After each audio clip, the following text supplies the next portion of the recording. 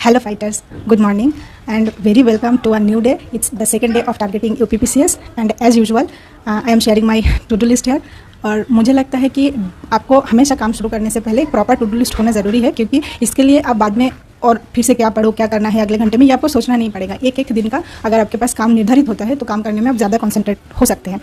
To do list आप दो तरीके से बना सकते हैं। एंड ऑफ द डे जब आप सोने जा रहे हैं पढ़ाई खत्म करके, तब आप अगले दिन के लिए टू डू लिस्ट बना लीजिए। अगर वो पॉसिबल नहीं हो तो दिन शुरू करने से पहले उस दिन का टू डू लिस्ट बना लीजिए, जैसा मैं कर रही हूँ। तो आज के टू डू लिस्ट में as usual 4 different kinds of study topics है, including revision old notes, news, static portions और करंट अफेयर्स जो डेली करंट अफेयर्स है।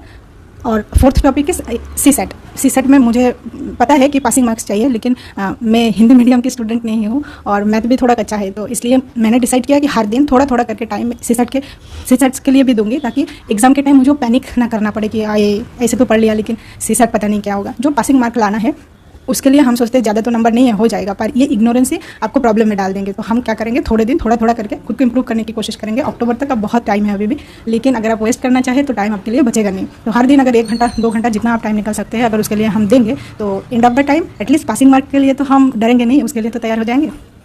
तो ठीक है, आप अपने हिसाब से notes to do list set कर सकते हैं। मैंने जैसे आपको पहले कहा था कि पहले पॉलिटी हम कंप्लीट करेंगे, फुल्ली डन होने के बाद हम दूसरा टॉपिक लेंगे। और जो एंशिएंट इंडिया कर रहे थे वो लगभग एक बार हो चुका है, लेकिन वो फिर से रिवाइज करेंगे। फ्रीक्वेंटली रिविजन के द्वारा ही हम कंप्लीट कर पाएंगे सब कुछ, मतलब याद रहेगा। एक बार पढ़ के अगर आप सोचते हैं एग्जाम में आप उसको निकाल देंगे, but it's not possible. The syllabus is too huge, ये आपको मानना ही पड़ेगा। जो सच है उसको एक्सेप्ट कीजिए। जब हम ये एक्सेप्ट करते हैं कि हाँ ये दिस इज द फैक्ट, उसके बाद सॉल्यूशन निकलते हैं। और अगर आप खुद को समझेंगे नहीं हो जाएगा, तो आप खुद को बेवकूफ़ बना रहे हैं। Don't do that.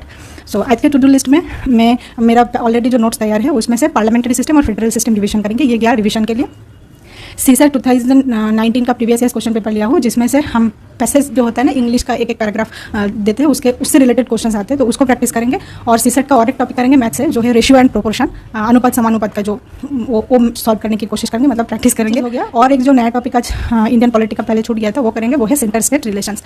थोड़ा सा किया हो तो इसको हम आज कंप्लीट करेंगे। तो आज के टू डू लिस्ट के लिए टोटल 4 थिंग हम करेंगे। 1 सेंटर स्टेट रिलेशन पढ़ेंगे, 2 पार्लियामेंट्री और फेडरल सिस्टम को रिवाइज करेंगे, 3 सीसेट का क्वेश्चन पेपर सॉल्व करेंगे और उसके साथ रेशियो प्रोपोर्शंस को भी प्रैक्टिस करेंगे। और नंबर 4 हम डेली करंट अफेयर्स का नोट्स बनाएंगे। और हाँ, कल का जो डेली करंट अफेयर्स का मैं बोली थी कि सुनने से पहले ये मैं आपको बता दूंगा, I am very sorry to say that कि मेरा नेट उतना एक्सेस नहीं ले पाया, तो मैं वो वीडियो अपलोड नहीं कर पाई।